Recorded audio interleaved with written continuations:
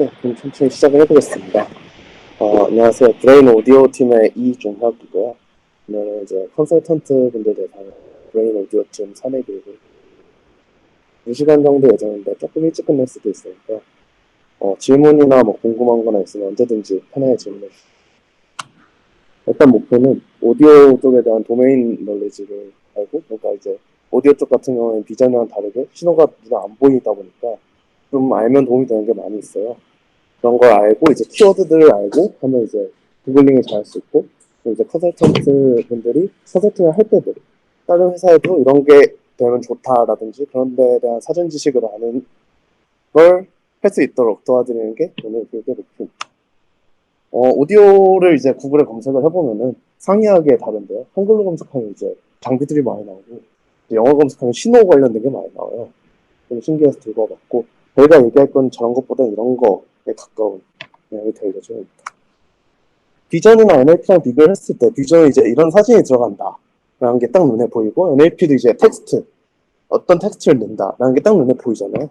이런 걸 뭐 숫자로 바꿔서 넣긴 하지만 오디오 같은 경우는 뭐 어떤 게 어떻게 들어가는지 사람들이 잘 모르시고, 컨설턴트 분들도 저한테 질문을 엄청 많이 하세요. 이런 게 뭐 어떻게 되는 게 좋냐, 그런 것들이 많은데, 네, 그런 거에 대해서 오디오 신호나 그런 거에 대해서 설명을 해드리려고 합니다. 네, 데이터에 대한 게 모델보다 훨씬 비중이 클 예정이고요. 첫 차시 같은 경우는 이게 원래 2번 나눠서 할 예정이어서 이렇게 만들어졌는데, 네, 오디오 신호라는 건 사실 이제 저희가 말하는 게 공기를 진동시켜가지고 공기의 압력의 진동이 귀로 들어와서 소리를 들리는 거거든요. 이런 걸 마이크로 받아서 디지털화하는 게 오디오 신호입니다. 그래서 이제 소리는 공기를 매질러 하는 압력의 진동이라서 공기가 아닌 매질에서 또 다르고, 상온 상압이 아니면 공기 특성이 달라져서 다르고. 근데 예를 들어서 이제 헬륨 같은 거 마시고 말을 할 경우에 헬륨이 공기랑 밀도가 다르기 때문에 이제 공기를 거쳐서 나오는 동안은 이제 훨씬 높게 들리게 되죠. 그리고 이제 상온 상압이라고 써놓긴 했는데 조금 달라지는 건 그렇게 큰 차이가 없어요. 근데 엄청 고압이나 엄청 초저온, 초고온 같은 경우에 살짝 바뀌긴 해요. 왜냐하면 소리의 속도가 달라지기 때문에. 그리고 이 녹음하는 방에 따라서 또 이제 울림이 있어서 신호가 달라지기도 하고, 마이크 종류에 따라서도 신호 특성이 또 달라요. 이제 이건 뒤에 얘기하도록 하고, 그리고 이제 마이크가 이 공기의 압력을 느꼈어요. 이건 아날로그로 이제 해석이 되겠죠. 왜냐면 연속 타임의 시간에 대해서 연속하니까. 근데 이런 거는 컴퓨터 읽을 수가 없어요. 테이프 같은 거 이제 디지털화 한다고 하잖아요. 근데 그런 거를 디지털화 하는 과정을 간단히 설명해 드릴 예정입니다. 아날로그 신호에서 디지털로 갈 때는 크게 두 가지 값을 불연속하게 만드는데, 원래 연속한 신호를 일단 시간에 대해서 불연속하게 만들고요. 그리고 이제 값에 대해서도 불연속하게 만드는 두 가지 과정을 거칩니다. 첫 번째 과정이 샘플링이라고 하는데요. 이제 원래는 이렇게 우리가 배운 것처럼 다 연속한 거라고 생각을 하겠지만, 실제로 나오는 소리나 저희가 녹음하는 이런 거는 이렇게 불연속한 값으로 녹음을 하게 돼요.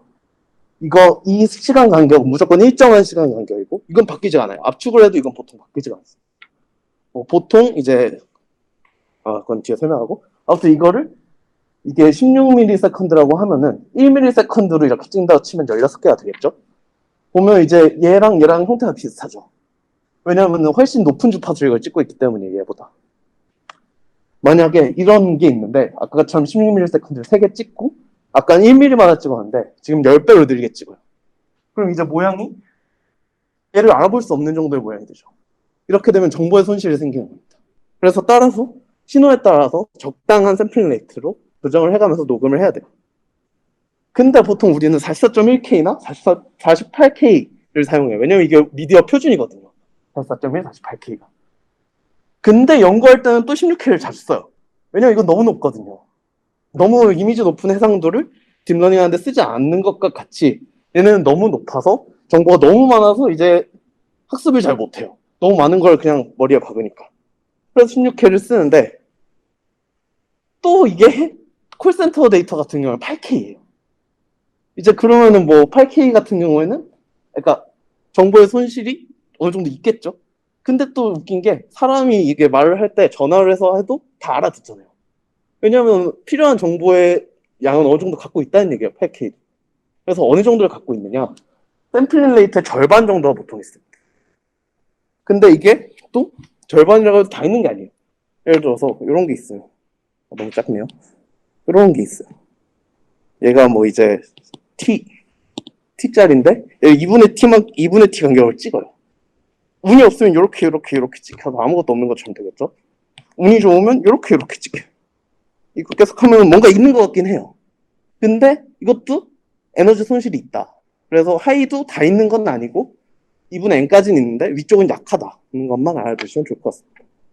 만약에 뭐 살 때 막 96K라서 좋다 하면 사기예요. 왜냐면 어차피 못 듣거든요. 사람의 가청 주파수가 20K까지라서. 그리고 네, 예시인데 이게 44.1일 때고 볼륨 못 켜나? 좀 극단적인 예시를 들고 오려고 44에서 바로 20분의 1 2K짜리를 들고 왔어요. 높은 느낌이 아예 없어졌죠. 목소리도 먹먹해지고. 이제 아예 극단적으로 400으로 가면은 베이스 소리밖에 안 들려요. 왜냐면 200 밑에만 있기 때문에. 잘 안 들리죠. 들리긴 하죠. 이렇게 샘플 레이트가 중요하다. 이거는 사진을 치면 이제 해상도에 해당하는 건데, 이제 이게 사진을 해상도를 낮추면 이렇게 되는데, 이제 얼굴 모양이 정확히 어떻게 되는지 모르는데 보이긴 하는 이런 느낌이라고 생각하시면 될 것 같습니다. 사진에 대해서는. 이제 또 밸류, 그러니까 이 값들도 디지털화를 해야 돼요. 불연속하게. 이거를 이제 높이별로 이렇게 잘라가지고 하게 되는데, 예를 들어서 2비트면 이제 2의 2승이니까 4개의 레벨이 생기겠죠? 이걸 퀀타이징을 하면 이렇게 됩니다. 이것도 이제 높일수록 좋겠죠? 근데 너무 높아도 쓸 데가 없고. 그래서 보통 8비트 아니면은, 16비트 아니면 32비트짜리 퀀타이징을 해요. 그리고 이 값이 디지털화를 이렇게 레벨링을 하기 때문에 마이너스에서 1을 넘어가면은 끊겨요. 이건 또 이제 같이 했을 땐 이렇게 된다는 예시고요. 너무 높게 하면 이렇게 끊깁니다. 말 그대로. 이런 걸 위해서는 적당한 볼륨으로 녹음을 하는 게 필요해요. 이런 데이터가 있으면 당연히 학습에도 악영향을 주고요. 이만큼의 정보 손실이 있는 거고, 이런 정보 손실은 보통 하이 프리퀀시에 해당하는 정보 손실이기 때문에. 이것도 예시인데. 잘 안 들려요, 이거. 해봤는데 잘 안 들려가지고 일단 넘어가고. 이제 사진으로 치면은 채도 높이면 이게 깨지거든요. 이게 범위를 늘려가지고 이게 레벨링이 좀 달라져가지고. 이런 거라고 생각하시면 되고, 클리핑이 만약에 퀀타이제이션을 너무 낮게 하면 흑백 이런 식으로 돼가지고 정보 손실이 있어서 뭐 상관없을 수도 있지만 못 알아보는 경우가 있을 수 있다. 얼굴형은 보이는데 뭐 누군지는 구분 못할 거 아니에요? 이런 것만 가지고 있으면. 적당히 높은 게 좋다. 근데 표준이라서 보통 16 아니면 32가 들어올 거예요. 네, 클리핑 같은 경우에 화이트 밸런스 잘못 맞추면 턱선이 사라지거든요. 이렇게 너무 하얘져가지고 이런 거라고 생각하시면 될 것 같습니다. 온라인 실종 정보의 손실. 네, 그래서 요약을 하면 아날로그에서 디지털로 가는 건 샘플링이랑 퀀타이징을 통해서 시간상으로 그리고 값상으로 이제 양자화를 시키는 거고요. 그 값을 이제 나은 디스크리트가 만든다는 얘기죠. 그럼 디지털 신호가 되고 시간으로는 8K, 16K, 44.1, 48K가 있는데 연구용은 보통 16K를 쓴다. 왜냐하면 얘는 너무 높아서. 그리고 비트 데스 같은 경우에는 16, 24, 32가 있는데 24 같은 경우는 흔하지 않아서 잘 안 써요. 처리가 잘 안 되거든요. 또 흔하지 않아서. 이게 막 프로그래밍 공부하시면 프리미티브 타입, 플롯 인트 32 막 그런 거 나오잖아요. 16비트랑 8비트짜리를 두 개를 섞어놓은 거라서 처리 안 되는 애들이 있어요. 그래서 보통 이거랑 이거를 쓴다. 그리고 MP3 같은 경우에는 이제 최딩 값을 뽑아가지고 얘를 압축을 하는 거예요. 이제 이렇게 다 있으면 좋은데 몇 개는 없어도 듣는데 크게 문제가 없는 경우가 있거든요. 막 이렇게 값이 차이가 많이 안 나는 경우, 그런 게 모여 있으면 그런 걸로 MP3는 압축을. 그리고 속성 같은 거 누르면 이제 이런 게 보이는데 아까 배웠던 이제 이런 것들이 나오죠. 이런 것들을 보고 이런 게 통일이 안 돼 있거나 하면 이제 컨설턴트 분들이 미리 말씀해 주셔서 데이터 전처리를 클라이언트 측에 맡기거나 아니면 저희 아니면 데이터 팀에서 미리 할 수 있도록 이런 게 통일이 잘 되어 있는지 그런 거를 확인해 주시면 감사하겠습니다. 그리고 샘플 저희가 이제 얘기를 할 때 이게 1000샘플 정도를 본다 뭐 이런 식으로 얘기를 할 텐데 그 1000샘플은 아까 샘플링 레이트가 뭐 이렇게 된다고 했잖아요. 여기에다가 이제 초를 곱하면은 몇 샘플이 된다 이렇게 나옵니다. 이것도 알아주시면 좋겠습니다. 그리고 또 채널이 있는데요. 저희가 이제 헤드폰이나 이어폰으로 보통 노래 같은 걸 듣잖아요. 그냥 이제 왼쪽, 오른쪽 투 채널인 거예요. 근데 이제 목소리 같은 거 데이터를 굳이 투 채널로 갖고 있을 필요가 없잖아요. 한쪽만 있으면 뜻을 알아들을 수가 있으니까. 그런 걸 모노 채널이라고 불러요. 하나만 있는 거. 그리고 스피치 데이터가 보통 모노 채널로 돼 있어요. 왜냐면 두 개 있을 필요가 없으니까. 방향 같은 게 소용이 없고. 그에 반해 뭐 노래나 게임 관련된 거나 뭐 기타 등등. 전화 같은 경우는 이제 이 말하는 사람 두 사람이 이제 채널 하나씩 할당받는 경우도 있고, 아니 이게 합쳐서 그냥 원 채널로 들어오는 경우도 있어요. 뭐 그런 경우가 있으니까 그런 걸 파악을 미리 해주시고 말씀해 주시면 저희가 일을 하는데 조금 더 편하다. 이런 걸 말씀드리고 싶었습니다. 그리고 가끔 모노여야 되는데 한쪽에는 내용이 있고 한쪽에는 내용이 없는 제로로 돼 있고 이런 경우들도 있어요. 뭐 그건 굳이 데이터 용량 낭비하는 거니까 그럴 필요가 없겠죠. 네, 채널로는 이런 게 있습니다. 이제 녹음에 관해서 잠깐 설명해 드릴 건데, 아까 말했듯이 샘플링 레이트는 이제 정보를 얼마나 갖고 있는지에 대한 해석도기 때문에 무조건 높은 게 좋긴 해요. 근데 어떤 특정한 환경에서 쓰이면 더 높을 필요도 없죠. 왜냐하면 용량 낭비니까. 그래서 높거나 우리가 사용할 목표랑 같은 게 좋다. 높은 건 낮출 수 있어서. 네, 샘플당 비트도 무조건 높은 게 좋다. 근데 아까 말씀드렸듯이 이 사이트는 처리가 힘드니까 사용하지 않는다. 그리고 클리핑, 아까 말했던 게 없다는 가정하에 소리는 클수록 좋고, 이제 무향실이라고 이제 감자 튀김 같은 게 박혀 있는 방이 있어요. 그런 데서 이제 박수 쳐도 그냥 박수 치고 끝이고 안 울려요, 방이. 그런 데서 녹음하는 게 베스트고, 녹음실이 그렇게 돼 있죠. 아니면은 이게 만약에 키오스크 같은 데서 이제 음성인식으로 문을 열 거예요. 그럼 거기서 녹음한 건 상관이 없어요. 왜냐면 비슷할 거기 때문에. 그리고 이게 왜 그러냐면은 어떤 특정 방에서만 녹음을 한 경우에 그 방의 특성을 타는 경우가 있어요. 예를 들어 사람 구분을 하는데 어떤 사람은 이 방에서만 녹음을 했어요. 근데 이 방 울리는 게 좀 특이해. 그래서 이 방 특성만 보고 아는 이 사람이구나라고 배워버린 거예요. 그리고 이제 다른 사람이 와서 여기서 말을 했는데 그냥 처음에 등록했던 그 사람처럼 나오는 경우들이 있어요. 그래서 다양할수록 좋고 가능하면 무형식이 좋다. 그런 특성을 안 타게. 그리고 네. 네네. 앰플리튜드, 진폭이라고 부르죠. 그 소리 진동에 이제 뭐라고 해야 되지? 얼마나 이게 진동이 있는지? 네. 좋은 마이크일수록 좋은 음질이 나오겠죠? 이제 마이크도 종류가 있어요. 크게 두 개가 있는데 컨덴서 마이크가 있고 다이나믹 마이크가 있어요. 각각 그 녹음실 마이크, 노래방 마이크라고 생각하시면 돼요. 것들이래요. 이게 왜 컨덴서, 왜 다이내믹이냐? 이게 그 진동을 측정하는 걸 했잖아요. 그래서 판이 있어요, 이렇게. 이 판이 진동 때문에 왔다 갔다를 하면은 이게 신호로 가는 거예요. 그러니까 이 판을 어떻게 고정하느냐에 따른 차이거든요, 저 두 개가. 컨덴서 같은 경우에는 얘를 48V짜리 전기를 걸어가지고 고정을 해요, 얘를. 그러니까 튼튼하겠죠, 그냥 한 것보다. 이제 민감하고 훨씬. 그 전기에 따라 바로바로 이게 되고 얘가 바로바로 복원이 되니까. 그래서 하이 프리퀀시도 잘 잡고 좋아요. 근데 문제는 이제 이 전기를 주는 장비들이 필요해요. 그래서 녹음실에서 이제 막 이것저것 해가지고 막 선 연결을 쓰는 거고.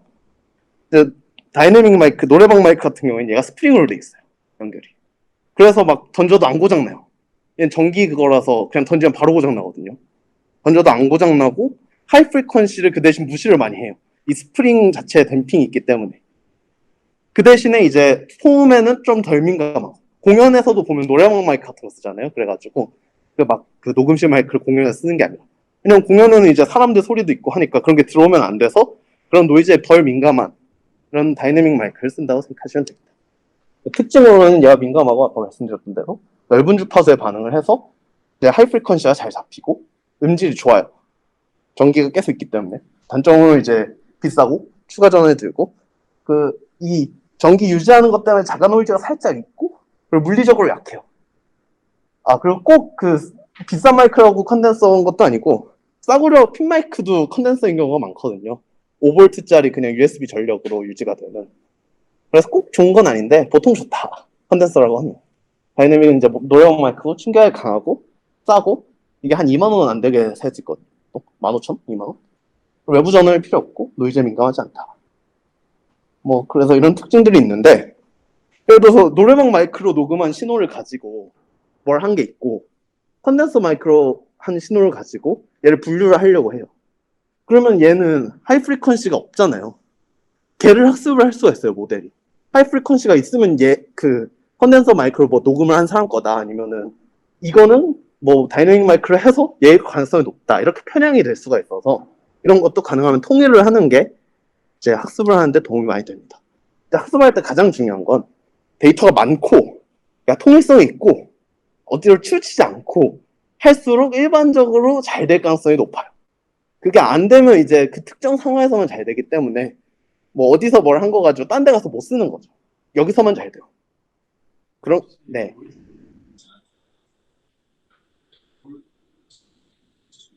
그럴 수도 있죠. 그래서 얘는 이제 녹음실에서 하는 거예요. 노이즈에 민감하니까 뭐 벽 밖에서 누가 퉁퉁퉁 한 게 들리니까 그런 무향실 같은 고립되고 조용한 공간에서 하는 거거든요. 막 이런 방에서 이런 걸로 하면 이제 난리 날 거예요. 저기서 누가 키보드 한 번 막 샷건 치고 그러면 다 들어오니까. 네, 그렇습니다. 이제 인풋이 어떻게 되는지를 설명을 할 건데, 너무 빨리 했네요. 혹시 여기까지 질문이나 헷갈리는 거 있으신가요? 다행이네요. 이제 비전 모델 같은 경우는 보통 사진을 바로 넣어요. 뭐 크로핑이나 뭐 늘리거나 정도는 하는데, 그래도 사진은 사진이죠. 근데 오디오는 바로 넣지 않는 경우들이 많아요. 저희가 사용하는 모델들도 바로 넣지 않고 전처리를 하고 넣게 되는데, 네, 전처리로는 이제 그냥 바로 넣는 거, 로우 오디오. 요즘은 이런 게 좀 대세거든요. 왜냐면 이 전처리를 한다는 것 자체가 품을 파는 거니까. 뭐 가장 대표적인 전처리 플랫 트랜스폼이 있어요. 이거 설명을 해드리고, 그리고 플랫 트랜스폼 종류도 STFT가 있고, STFT에다가 압축을 한 멜 스펙트로그램이 있고, 얘를 이제 음악에 해당하는 그 프리퀀시들로 한 CQT라는 게 있어요. 네, STFT 플랫 트랜스폼은 뭐 위에 이렇게 써놓긴 했는데 그렇게 중요한 건 아니고, 몇 가지 학습에 도움되는 특징들이 있어요. 리니어 선형이고 그 역변환이 돼요. 왔다 갔다가 돼요. 프리의 도메인으로 갔다가 타임 도메인으로 갔다가. 이게 되니까 이제 변환을 하고 뭘 한 다음에 다시 돌아와서 타임 신호를 바꿀 수가 있어서, 뭐 스피치 인핸스먼트가 음성 정제 엔진 같은 경우에는 그런 게 도움이 돼서 사용을 하고, 미분이 돼요. 이게 가장 중요한 특징. 학습을 하는데 이제 그레디언트 디센트라고, 혹시 앞에 수업에서 딥러닝에 대해서 어느 정도 아시죠? 조금 했다고는 들었는데, 미분이 돼야 된다는 건 아시나요? 네, 미분. 그렇군요. 그럼 그거에 대해서 간단히 설명을 해드릴게요. 이제 딥러닝이라는 것 자체는 사실 함수를 예쁘게 만드는 거예요. 인풋이 있으면 x가 있으면 우리가 원하는 y를 만들기 위해서 fx를 하는데, 이제 fx가 한 100개 있어요. 그래가지고 이제 f1x, f2x 이렇게 해가지고 쭉쭉쭉 있는데, 원하는 아웃풋 이렇게 해가지고 나온 아웃풋 y 햇이 있으면 원하는 아웃풋 y가 될 때까지 얘를 이제 미분을 해서 이 y에 가깝게 가도록 계속 하는 거예요. 그리고 이제 체인룰이라고, 미분을 하고 얘를 x에 대해서 미분을 하면은 뭐 앞에 하나가 떨어지고 뭐 뒤에도 또 이렇게 떨어지고 해가지고 한층 미분을 해서 거꾸로 이렇게 간다고 생각하시면 돼요. 그래서 이렇게 미분이 된다는 특성 자체가 이제 학습에 사용할 수 있다는 매우 좋은 피처인 거죠. 그리고 이제 이걸 이렇게 생각하는데, 근본을 말씀드리면 그 주기적인 신호를 사인이랑 코사인이라는 여러 개의 주기 신호로 자르는 거예요. 이거 자체가. 그 분리를 하는 거지. 이 사인 코사인이 또 특징이 여러 개가 있는데, 그 다른 주파수짜리를 곱하고 적분을 하면 0이 돼요. 그래가지고 이제 곱한 다음에 적분을 하고 값을 구하면 이 원래 신호의 값이 나오는 거예요. 예를 들어서 A sin F1X가 있어요. 그리고 B sin F2X가 있어요. 얘에 대해서 sin F1X를 곱해요. 그러면 이제 뭐 얘 A의 sin 스퀘어 F1X가 되고, 얘는 뭐 B의 sin 뭐시기가 되겠죠? 그리고 얘 적분을 해요. 그럼 sin 제곱을 적분하면 1이거든요. 1? 2분의 파이? 파이? 아무튼 그런데 상수 곱하기 뭐 C 곱하기 A가 되고, 얘는 0이 돼요. 그래서 다른 주파수가 없어져요. 이런 거를 이제 여러 주파수에 대해서 딴딴딴딴 하면은 그 주파수에 해당하는 값들이 짜차차차 나오는 거죠. 그런 방법인데, 그래서 이제 주파수별로 해석을 한다라고 하는 거고요. 그래서 스프레드 트랜스폼을 한 게. 그리고 이제 이게 타임을 프리퀀시로 바꾼다. 근데 이제 타임을 좀 쪼개서 하기 때문에 타임이랑 프리퀀시를 바꾼다. 그림을 이제 보여드리겠습니다. 예. 아까 그 얘기가 또 나오고, 이제 윈도우라고 얘가 이제 원래는 주기적인 신호에 대해서만 하기 때문에 끝의 점이 똑같아야 돼요. 양 끝점이. 안 그러면 이제 튀거든요. 이걸 프리드 트랜스폼을 했을 때 이 주기성이 있다가 갑자기 팡 튀고 주기성이 있다 팡 튀고 하기 때문에 첫 번째 빈 상수항이 커져요. 근데 그러면 안 되니까 이렇게 끝이 똑같은 윈도우를 이렇게 하나 곱해가지고 프리드 트랜스폼을 하는 걸 이제 쭉쭉쭉쭉 하는 거예요. 조금 쉬프팅을 해가면서. 그 쉬프팅을 해가는 값이 오픈 X고 이 윈도우 사이즈에 해당하는 게 NFFT 보통 좀 작게도 쓰는데 이 NFFT는 또 이 신호를 1024개의 프리퀀시로 나누겠다. 아니죠. 정확히는 512개 플러스 1개의 신호로 나누겠다라는 뜻이고 왜냐면 이게 여기 보여드렸듯이 복수소수거든요, 사실. 그래서 플러스 마이너스 1서 절반이 되는 거예요. 원래 이게 복수소수로 나누는 건데 플러스 마이너스랑 복소수 값이 컨주게이트면은 상수가 돼서 리얼만 남겠죠. 그래가지고 이렇게 하는데 리얼만 있으니까 어차피 이쪽 반은 필요가 없어서 1024로 해도 절반만 있는 거예요. 뭐 그건 중요한 게 아니고 어쨌든 절반만 있다. 네. 그래서 만약에 이렇게 하면 이제 시간에 대해서 프리퀀시가 어떻게 있다. 이 그림을 보면 어떤 소리가 날까요, 얘가? 상상해보세요. 어떤 소리가 날까요, 얘? 이게 주파수니까. 얘가 하나가 있다는 건 이제 일정한 소리 삐 하나가 있다는 거죠.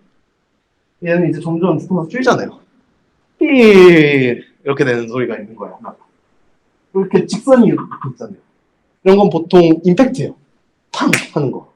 팡 하는 게 이제 데이터 펑션이 이게 프리드 트랜스폼 하면 이제 쭉 있거든요. 그래서 이게 뭔가 하나가 쭉 하는데 탁 하고 탁탁탁탁탁 이런 소리가 된다. 이것만 보고 어느 정도 소리가 어떤 경향을 보이는지 알 수 있다. 그래서 쓰고 그래서 이제 학습 피처로도 쓴다. 라는 거 정도만 알아주시면 되겠습니다. 네.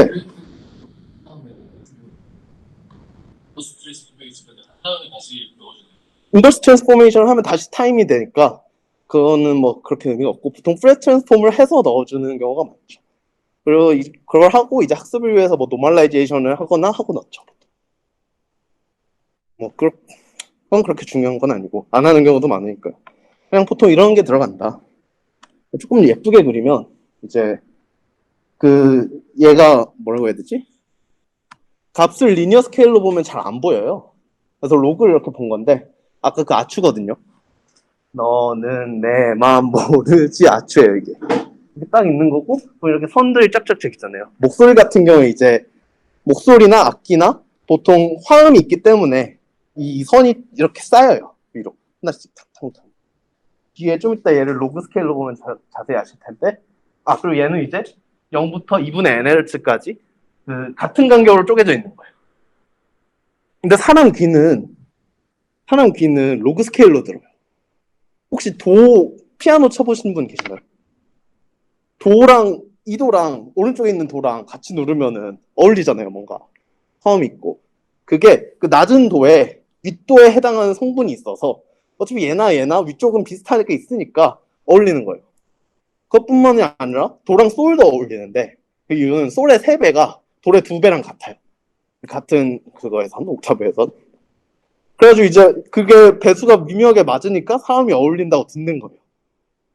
그거랑 이제 보통 보면 이런 데가 밑에가 보통 진한 경우가 많잖아요.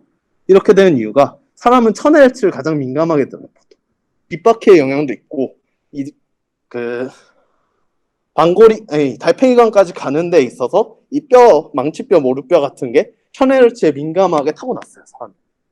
그래서 말하는 것도 메인 주파수는 200에서 500 사이를 왔다 갔다 하는데 사람은 이제 그냥 절대 음감으로 대화를 하지가 않잖아요.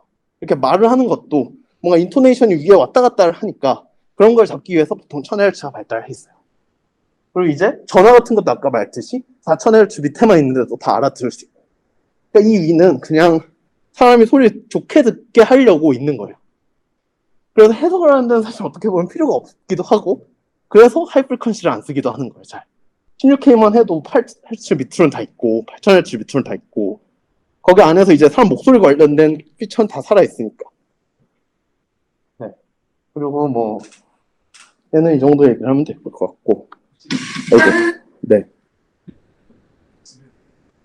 아, 그쵸. 이게 데시벨이, 로그 스케일, 앰플리튜드 로그 스케일로 나타난 거예요. 이게 사람 귀가 또 로그 스케일이라서, 1배, 2배 있는 거는 차이를 확실히 아는데, 1배랑 한 1.5배? 1.2배? 막 그런 건 잘 구분을 못 해요. 뭐가 크다. 뭐 그런 거에 대해서 이제 인지에 대한 차이도 있는데, 그거는 중요한 건 아니니까 넘어가고.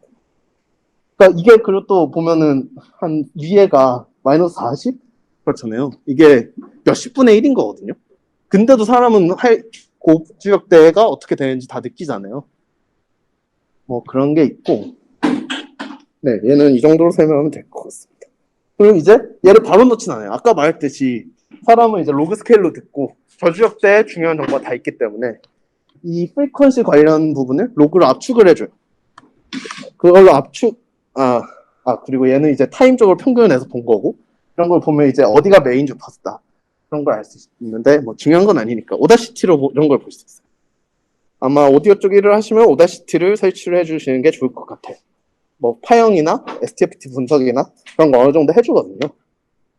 네. 그리고 아까 얘기했던 뭐 스펙트럼, 뭐 크기, 축, 로그 주파수 뭐 이런 게 아까 그런 얘기들이고, 이제 얘를 어떻게 압축을 해주냐면은 아까 F 있던 거가 리니어잖아요. 얘를 로그로 압축을 해주는 매트릭스를 만들어서 곱해줘요. 그게 이렇게 생긴 매트릭스인데 이제 보면은 여기가 원래는 22,000짜리를 이렇게 8,000에서 10,000 정도로 압축을 해주는 건데 40개 아니면 80개 정도 압축을 했어요. 그래도 이제 어느 정도 해석이 되거든요. 네, 압축을 해주려고 쓰는 거고 이게 그 매트릭스 멀티플리케이션은 인버티블하지가 않아요. 사이즈가 동일하지 않을 경우에. 인버티블하지 않아서 이런 거를 이제 만약에 소리로 다시 바꿔주려면 압축된 걸 푸는 뭔가가 필요한 거예요. 그래서 이제 보코더라는 모델이 그 타코트론 같은 거 뒤에 쓰이는 건데 그건 좀 이따 설명을 해드리겠습니다. 250에서 512 정도 되는 걸 40에서 80으로 압축을 하니까 엄청 하는 거죠. 근데도 이제 로우는 이제 로우가 뭐가 훨씬 많으니까 압축을 해서 정보 유지가 많이 된다. 네. 네, 맞습니다. 이렇게 생겼어요. 그 로그라서 아까 말씀드린 것처럼 음악 그 한 옥타브가 2배거든요. 얘도 2배잖아요.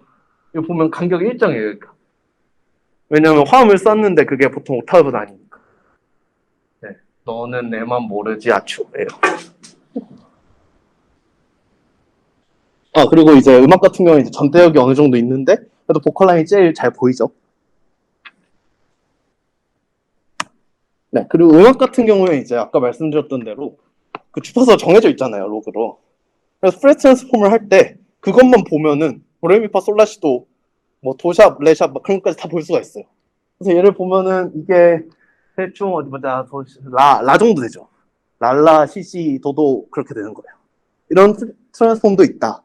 그래서 음악을 할 때는 이런 걸 하면 좋다. 그래도 로그라서 압축돼 있고.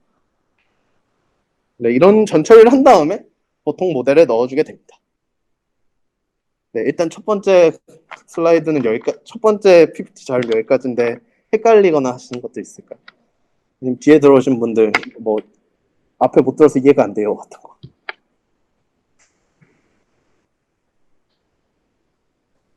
네. 로우 오디오는 그냥 앰플리튜드 하나만 있는 이런 데 있잖아요. 그렇죠. 시간에 대해서 앰플리튜드가 있는 거죠. 네. 그래서 샘플링이 헤르츠가 여러 개 있었잖아요. 0부터 막 8,000 이렇게. 네. 그 헤르츠마다 전부 다 샘플링 하는 거예요? 전부 다 샘플링 한다는 게 무슨 뜻이죠? 배는 이제 그렇게 되는 게 아니라 변환이 신호가 이렇게 있으면은 이 시간에 대해서 앰플리튜드가 이렇게 왔다 갔다 하는 신호가 있으면은 아까 보여드린 대로 여기 1024개 NFFT 아니면 N이라고 하는 정도의 값을 끊어서 들고 와요. 그리고 여기다가 아까 보여드린 해닝 윈도우, 이게 2분의 1 빼기 2분의 1 코사인 1024거든요. 그럼 이제 이렇게 블록할 거 아니에요. B는 0이고 아까 말씀드린 대로 이게 튀지 않게 하기 위해서. 그럼 얘를 곱하면 이제 얘가 이렇게 생긴 신호가 될 거 아니에요. 대충. 얘를 이제 아까 말씀드린 대로 2의 j 오메가 t, 이 오메가가 0부터 2분의 kn까지, 아니지, 2n분의 k f, 얘를 이거 k개를 쭉쭉쭉쭉 해가지고 곱해요. 어떻게 보면 이제 컨볼루션에 해당하는 연산을 하는 거예요. k개의 커널로 만드는 연산을 하면은 이제 시간에 대해서 쭉 있던 게 이 주파수의 사인에 대해서 어떤 값을 가진다. 가 쭉쭉쭉 생기는 거죠. 이건 샘플링이랑 별개로 계산을 하는 거죠. 이런 계산을. 이렇게 사인으로 분리해주는 계산, 사인 코사인. 됐나요?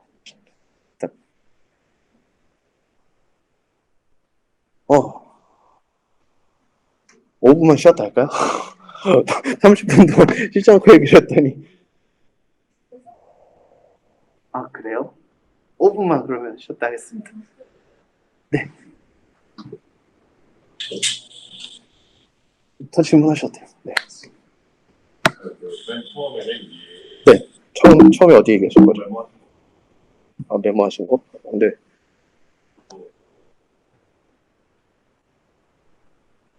아까 이렇게 촬영 보여준 거에서 아, 네네. 아, 요거요? 왜 네네. 좋은 지적인데, 이거를 안 곱하고 하면 이제 그냥 일자리를 곱한 게 되겠죠? 그리고 얘를 조금씩 옮겨가면서 해요. 그쵸? 얘를 이렇게 옮겨가면서 계속 할 거 아니에요, 이거를. 근데 일자리를 하면은 겹치는 부분이 있잖아요. 그리고 앞부분은 안 겹쳐요. 그쵸? 그러니까 일자리를 하면은 이걸 왔다 갔다 하면서 할 때 에너지가 리니어하지 않게 돼요. 그러니까 이거를 뭐 어떻게 하든지 상관없이 이걸 변환을 했을 때 에너지랑 원래 에너지랑 비례식이 생기면 좋잖아요. 그래야 계산하기도 편할 거고, 나중에 뭐 얘에다 2배를 하면 얘도 2배를 해야 되고 그런 게 있는데, 얘에다 일자리를 하고 이걸 하면은 겹치는 부분 때문에 에너지가 리니어하지 않게 돼요. 에너지를 리니어하게 맞춰주려고 겹치는 부분이 있을 때는 좀 약하게 하도록 한 게 이 윈도우예요. 그거랑 아까 처음에 말했던 대로 이 1을 곱하면은 이 신호의 처음이랑 여기가 안 맞잖아요. 이거를 프레 트랜스폼을 하면은 이게 주기가 이렇게 있는 게 반복돼 있다고 생각을 하고 얘가 계산하는데, 여기서 팍 튀어요. 여기가. 그러면은 첫 번째, 그러니까 주파수가 없는 상수항의 값이 확 커져요. 그런 거를 막아주려고 이렇게 하는 거예요. 쓸데없는 거니까, 어떻게 보면 이런 밑에가 확 튀는 건. 이게 사실 좀 수학적으로 쓸데없는 내용이라고 생각해서 좀 많이 빼가지고 헷갈리실 수 있는데, 그냥 주파수별로 해석하는 거다라고만 생각하시면 좋을 것 같아요.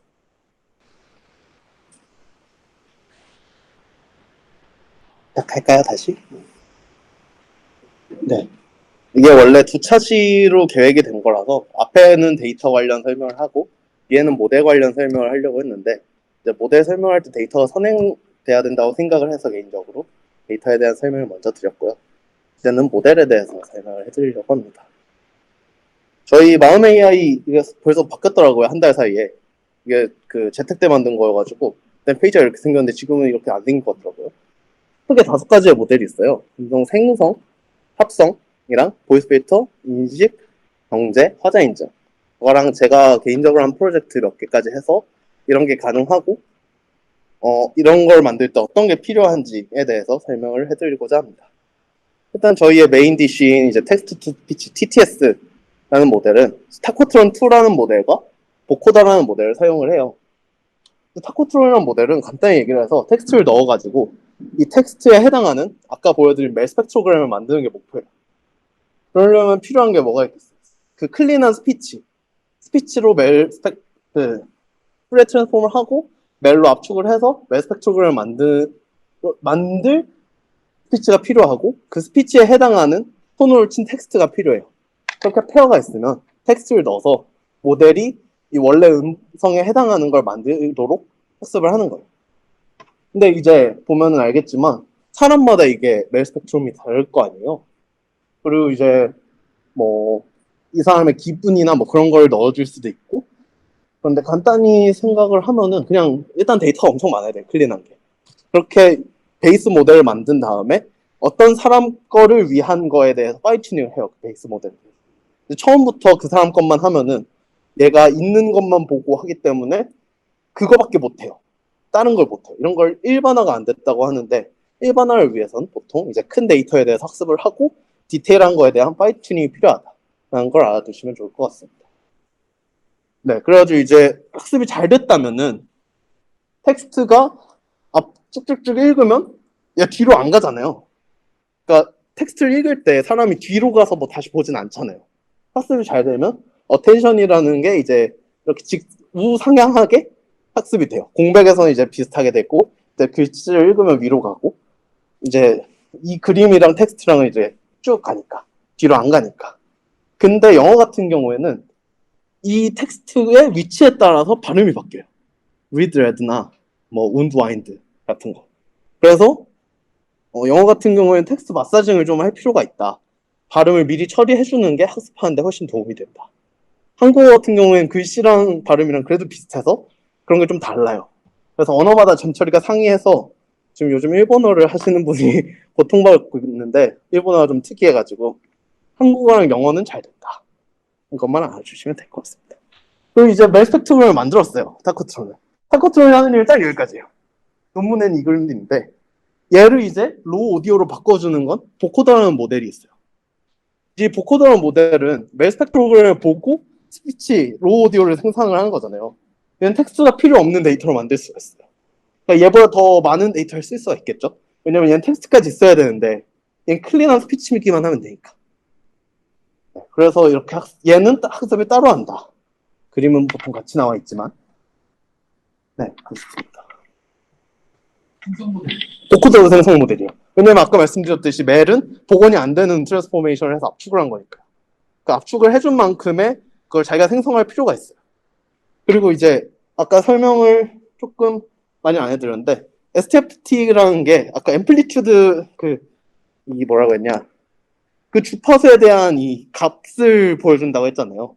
이게 사인이라는 게 생각을 해보면은 주기 신호긴 한데, 요거랑 조금 다르잖아요.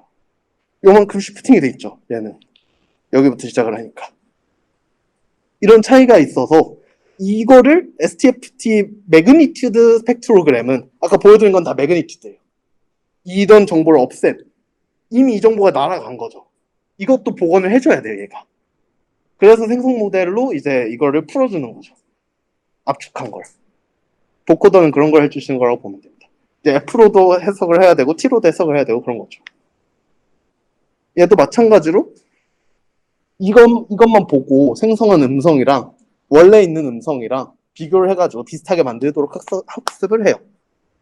학습은 보통 이제 비교군이 확실할수록 쉬워요. 맨 그래도 비교군이 확실하죠. 그 멜이랑 스피치랑 원투원은 아니지만 어느 정도 그래도 값이 정해져 있으니까. 얘는 근데 이제 사람이 어떻게 말하느냐에 따라서 이게 아예 달라질 수가 있잖아요. 같은 말을 해도. 예를 들어서 가나다라바바사 말한 거랑 가나다라바바사 한 거랑 같은 말인데 다르게 나오잖아요. 같은 사람인데도. 그래서 비슷한 스타일로 녹음을 하는 게 좋다. 이 속도도 비슷하게, 톤도 비슷하게. 너무 다이내믹한 톤을 할 거면 데이터가 많이 필요하죠. 그런 것도 알아두시면 좋습니다. 그리고 항상 데이터가 많을수록 좋아요. 근데 이제 저희가 일하는 입장에서는 데이터가 부족한 경우가 상당히 많아요. 그런 경우에 이제 그런 케이스가 진행이 되려면 이제 데이터가 많은 걸로 학습한 베이스라인 모델이 있거나, 일반적인 태스크에 대해서는 그래도 그런 게 좀 있을 거 아니에요. TTS 같은 경우는 저희가 꽤 많이 있고요. 있거나 아니면 그 태스크가 좀 물리적으로 수학적으로 그 도메인에 해석할 거리가 있어서 이 해석할 거리가 도움이 돼서 어느 정도 부족한 데이터를 채워줄 수 있다. 아니면 이게 합성이 그러니까 예를 들어서 제가 요즘 하는 프로젝트가 그 모스보 읽는 걸 하고 있는데, 그거 같은 경우 이제 모스보를 그냥 시그널 제너레이터로 만들고 있어요. 계속 따다다 따다다 따다다다 이런 걸로 만들 수 있으면 그래도 실제 부족한 데이터가 있는 걸 채울 수가 있잖아요. 그게 안 되는 태스크다. 그럼 이제 사실상 진행하기가 쉽지가 않아요. 딥러닝, 순수한 딥러닝으로, 인공지능으로. 그래서 이제 그런 게 있으면 어느 정도 컨설턴트 분들이 미리 판단을 해서 이렇게 바로 진행하기는 쉽지가 않으니까 이 태스크를 쪼개거나 하는 걸 미리 해주셨으면 저희는 매우 감사합니다. 네, 아무튼 그런 게 있고요. TTS 질문. 이제 TTS 다시 안 나와요. 없나요? 넘어가겠습니다. 그리고 이제 반대로 얘는 텍스트를 넣어서 소리를 만드는 거면은 소리를 넣어서 텍스트를 만드는 이제 듣는 거에 해당하는 일을 해주는 걸 스피치 투 텍스트 STT라고 불러요. 아니면 오토매틱 스피치 레코그니션에서 ASR이라고도 불러요. 그 같은 경우 이제 로우 오디오를 넣어서 이런 텍스트가 나오는 걸 목표로 하는 모델인데요. 앞에 이제 옛날에는 MFCC나 메일 스펙트로 같은 걸 넣었는데 요즘은 이런 걸 적당히 알아서 얘가 배우도록 원디 컨볼루션을 해서 대충 이런 그림이 나오도록 하고 얘를 이제 뒤에 계속 컨볼루션을 해가지고 하는데 뭐 디테일이 그렇게 중요한 건 아니고 여기서 제일 중요한 건 어쿠스틱 모델이랑 랭귀지 모델이라는 게 있다. 어쿠스틱 모델은 이제 이 시간에 해당하는 것들이 대충 어떤 발음인 것 같다를 유추해 주는 거예요. 그래서 이제 이런 걸 넣으면은 TTTTTT HHHH CCCC AAA TTTT 이렇게 나와요. 이게 쭉쭉쭉 있는데 이제 시간 길이만큼 나오거든요. 이게 얘를 뭉쳐줘야 될 거 아니에요. 그런 걸 해주는 건 LM이에요. 그래서 AM 단에서 끊으면 발음 평가 엔진 같은 게 제가 알기로 AM에서 끊고 이제 그 뒤에 룰 베이스를 몇 개를 붙여가지고 원래 이 발음이 이런 값이 나오는데 얘랑 얼마 비슷하면은 뭐 발음이 좋다. 안 비슷하면은 발음이 나쁘다. 이런 식으로 된 게 발음 평가 엔진이고 여기서 끊으면 이제 얘를 T 연속된 거랑 H 연속된 거랑 E 연속된 걸 묶고 여기서 가장 확률 높은 걸 딱 뽑으면 더켓 이렇게 나오는 걸 LM이 해준다고 생각하시면 돼요. 그리고 한국어는 좀 특이한 게 영어 같은 경우는 아까 말했듯이 쓴 거랑 말하는 거랑 많이 달라요. 리드레드 같은 거. 근데 한국어는 대체로 비슷해요. 뭐 신라 같은 게 사실상 리을 받침이긴 한데 그래도 이거는 조금 배우면은 얘가 니은이든 리을이든 자주 나오는 게 있을 거니까 대충 배워요. 그래서 사실상 한국어는 AM에서 끊고 뭉쳐도 돼요. 근데 영어같이 이제 발음이 달라지는 친구들은 뒤에 뭐가 좀 더 필요하다라는 것만 알아두시면 되겠습니다. 그리고 얘 같은 경우에는 TTS랑 좀 다른 게 얘는 깨끗한 걸 만들어야 되니까 깨끗한 것만 가르쳐야 돼요. 근데 이제 음성인식 같은 경우에는 시끄러운 데서도 보통 하고 싶어 하잖아요. 막 공사판 같은 데서 맨날 하고 싶다 그런 거 들리는데 그런 걸 위해서 뭐 깨끗한 거에다 노이즈를 섞어서 학습하기도 하고 아니면 노이즈 자체가 깨끗하지 않아도 돼요. 전화 같은 것도 어떻게 보면 깨끗하지 않은 데이터죠. 막 전화 받으면서 막 뭐 치고 막 하고 그러니까 그런 것도 괜찮다. 이것만 알아두시면 될 것 같습니다. 그럼 STT는 여기까지 설명을 하고 다음으로 이제 분리 목소리 같은 걸 분리하는 엔진들이 몇 개가 있어요. 그런 걸 설명을 해드릴 텐데 그런 건 아까 말씀드렸던 대로 페이지를 안 쓰는 STFT 매그니튜드 스펙트로그램을 갖고 와서 해요. 이건 하나의 예시인데 목소리만 남기는 엔진이에요. 얘는 얘가 클린한 건데 보시면 이렇게 선들이 쭉쭉쭉 있죠. 학습을 하다 보면은 얘가 이걸 배워요. 이렇게 선들이 있으면 목소리구나. 이걸 학습을 어떻게 하냐면 클린한 거에다가 노이즈를 섞어서 클린한 걸 만들려고 계속 해요. 마스크를 이렇게 해가지고 곱해서 클린한 것처럼 되게 해라.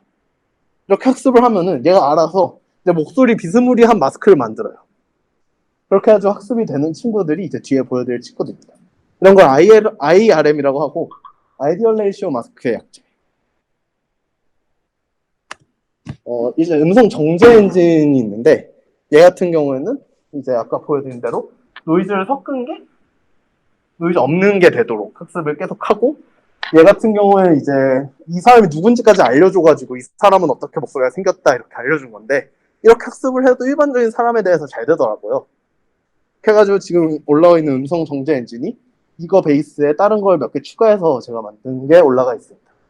클린 스피치랑 노이즈가 있으면 좋은데 노이즈가 원래 있는 거에다 노이즈를 섞어서 노이즈 있는 것처럼 만들려고 해도 노이즈가 줄 거 아니에요. 노이즈를 무한하게 섞으면 이게 가우시안이 되겠지만 한두 개 섞는 걸로 이제 그냥 커지기만 할 뿐이니까. 그렇겠죠? 그리고 이제 이 STFT라는 거 특성상 얘랑 코릴레이션이 없는 신호를 더하면 얘가 더 하얘져요. 그러니까 모든 프리퀀시에 대해서 올라올 가능성이 높아져요. 떨어지진 않아요, 보통. 상관이 없는 걸 넣으면. 상관이 있는 걸 반대 페이지로 넣으면 떨어질 텐데, 그 MR 제거 같은 거. 그러니까 보통 이제 오른쪽 왼쪽이 그 페이지가 좀 다르게 있는 경우에 쉬프팅을 해가지고 더하는 식인데, 그런 거면 이제 줄어요. 근데 아니면 무조건 늘어나요. 그래서 노이즈를 더하면 야 무조건 하얘진다, 이렇게. 원본에 비해. 그런 것도 알아두시면 도움이 될 것 같습니다. 그러면 얘가 훨씬 하얗죠? 네, 스피치 인핸스먼트 디노이즈 엔진은 이렇게 줄이는 거고, 최근에 입사하신 분들이니까 이건 보여드리고 가도록 하죠. 제가 만든 영상인데 7월, 6월에 발표를 했던 영상입니다. 소리가 나오네. 그게 깡 이름이어가지고.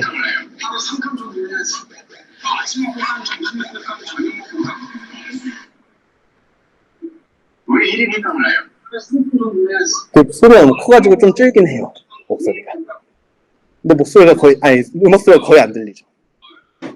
이건 친구 게임 유튜브인데 총소리랑 술탄 소리가 나중에 안 들려요.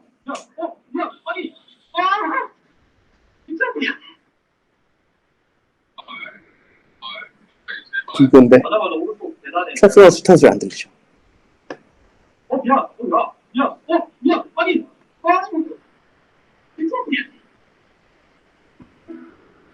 이렇게 음악 같은 거에 대해서도 이거는 이제 노래는 좀 이제 높낮이도 크고 그래서 잘 안 되는데 랩이나 나레이션은 잘 되더라고요. 그래서 힙합이랑 이런 나레이션에 대해서 대부분 좀 했었어요.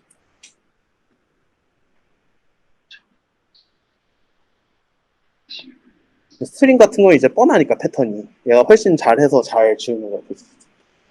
신스 아까 깡 같은 거는 핑핑핑핑 하는 게 흔한 패턴이 아니어가지고 데이터에도 없어서 조금 지워지는데 스트링 같은 경우는 학습을 좀 해서 거의 완벽하게 지우는 걸 볼 수 있죠. 네, 이런 게 있고 좀 특이한 모델로 이제 보이스 필터라는 게 있어요. 예를 들어서 대통령 연설을 했어요. 대통령 연설을 했는데 옆에 통역관이 있었어요. 그럼 통역관 목소리를 들리겠죠? 근데 우리가 통역관 목소리를 들으려고 뭘 보는 게 아니잖아요. 대통령 영상을 보는 게 아니잖아요. 그럼 이제 통역관 목소리를 지우고 싶어요. 그럴 때 쓰는 게 보이스 필터 엔진입니다.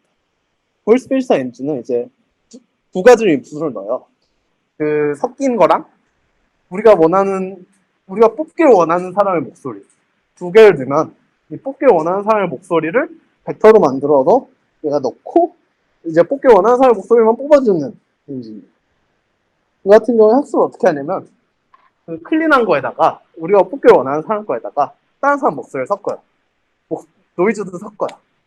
그 다음에 그 뽑길 원하는 사람 목소리를 하나 더 넣고 얘가 이것만 뽑도록 학습을 시켜요. 아까는 그냥 노이즈만 지우도록 학습을 했으면 이제 뽑길 원하는 사람 것만 뽑게 학습을 시켜요. 그러면 이제 어떻게 되냐면 데모로 심상정이랑 안철수 대선 때 그 목소리인데요. 마찬가지입니다. 박근혜 대통령은 돈이 없으니까 지금 그러니까 우리 국민들이 만약에 대통령을 안철수 의원을 뽑았을 때 지원하는 일을 했던 겁니다. 근데 잘못했다고 얘기했지 않습니까? 둘이 목소리가 많이 겹치죠. 근데 이제 여기다 심상정 목소리를 넣어가지고 이거를 노이즈로 넣어서 하면은 그건이 안 들리죠. 만약에 대통령을 조금 들리긴 해요. 어쩔 수 없어요. 이건. 네. 잘못했다고 얘기했지 않습니까? 역으로 안철수 걸 넣으면 그건 이렇게 되죠. 이거 같은 경우에는 단점으로 레퍼런스를 무조건 같이 넣어줘야 돼요. 이 사람 목소리에 해당하는 거. 아까 거는 이제 그냥 노이즈 한 것만 넣어주면 되는데 이제 레퍼런스를 같이 넣어야 되니까 그 알던 사람이면 이게 문제가 없어요. 어떤 사람이 들어간다라고 하면 숫자만 넣어줘도 사실 상관없는 거니까 저게 이게 벡터로 넣는 거라서. 근데 이제 막 그때그때 이걸 하려는 사람이 달라져요. 그러면 이제 레퍼런스 음성을 따로 따서 넣어줘야 되는 거니까 귀찮을 수가 있는 거죠. 예를 들어서 에임매드라고 치매 관련 그 요양 테스트? 요양원에서 테스트 같은 걸 하는 업체가 이걸 의뢰를 했었는데 거기 같은 경우 이제 치매 환자가 그때그때 다른데 레퍼런스 음성을 따기가 쉽지가 않은 거예요. 왜냐면은 따로 녹음하는 과정도 없었고 그러다 보니까 뭐 손으로 따야 되나 막 그런 고민을 했었는데 이제 그렇게 특정되지 않은 경우 오는 사람들이 이런 게 좀 불편할 수 있다라는 걸 알아두시면 될 것 같습니다. 네, 그래서 이런 거를 위해서 누군지 몰라도 이거 배터리가 거의 없네요. 금방 끝나니까. 그래도 누군지 몰라도 이게 되게 하는 걸 블라인드 소스 세퍼레이션이라고 해요. 소스가 블라인드 돼 있다. 누군지 모른다. 이거는 지금 연구를 하려고 하고 있습니다. 그리고 블라인드 소스 세퍼레이션이 아닌 것 중에 제가 했던 게 왼쪽에서 누가 얘기를 해요. 가운데에서 누가 얘기를 해요. 오른쪽에서 누가 얘기를 해요. 처음에 이걸 저보고 보이스 필터로 하라고 대표님이 말씀하셨는데 제가 이거를 굳이 그걸 써야 되느냐 따르게 하겠다 해가지고 이제 왼쪽 것만 뽑고 싶다 하면 왼쪽 거가 나오게, 가운데를 뽑고 싶다 하면 가운데 게 나오게, 오른쪽 걸 뽑고 싶다 하면 오른쪽 게 나오게 해가지고 학습을 한 게 있습니다. 이거 같은 경우는 이제 마이크가 50개인가 90개인가 있는 마이크인데 이걸로 그 회사에서 뽑으려고 그 수학적인 그걸로 거리 계산 해가지고 했는데 잘 안 됐대요. 그래서 저희한테 온 테스트인데 들려드리면 여기 말이야 어디 있나요? 가운데가 양옆이 잘 섞여서 냄새만 맡고도 크긴 한데 막 옆에 막 여자 목소리도 들리고 그러죠. 얘가 이렇게 됩니다. 다른 것도 좀 들려드리면 얘는 오른쪽에서 나는 거.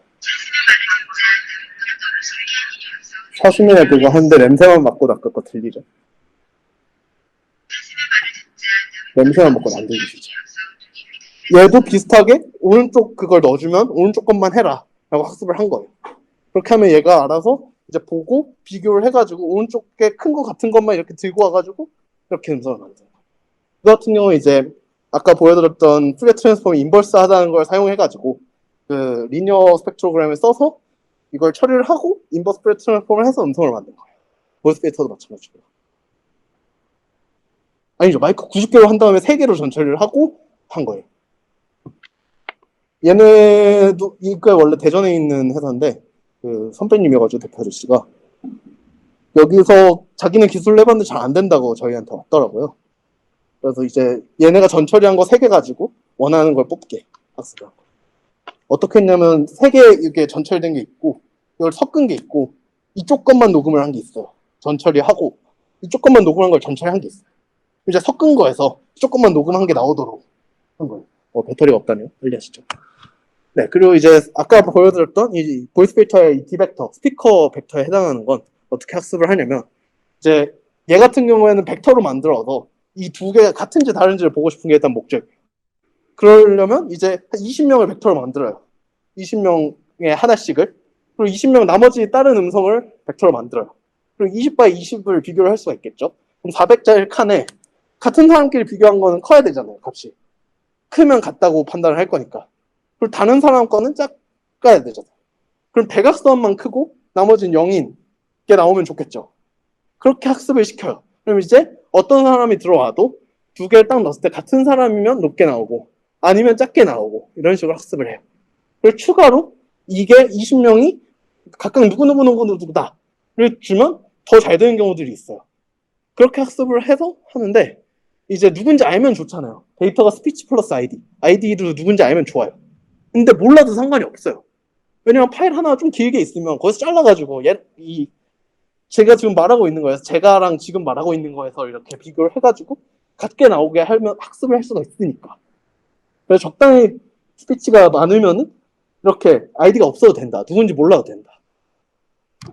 이제 마지막 슬라이드. 이걸 활용해가지고 지금 회의록 같은데 쓰던 모델이 다이얼라이제이션이라고 이제 시간에 대해서 누군지를 보는 거예요. 제가 지금 계속 말하고 있으니까 지금은 계속 제가 뜰 거고 질문을 하신 분이 있으면 그 질문을 한 사람이 이제 뜨고 막 이런 걸 하고 싶은 태스크들이 있어요. 그걸 다이얼제이션이라고 하는데 이거 같은 경우는 지금 성능이 좀 낮아가지고 좀 추가 연구가 필요해서 개선 작업을 진행 중이고요. 얘 같은 경우는 이제 말씀하신 대로 타임 축으로 레이블링을 하는 거죠, 일종의. 그런 태스크가 있습니다. 네. 모델 설명은 여기까지 하고 배터리가 죽어서 질문 있으신가요? 네. 그러면 듣느라 수고하셨습니다.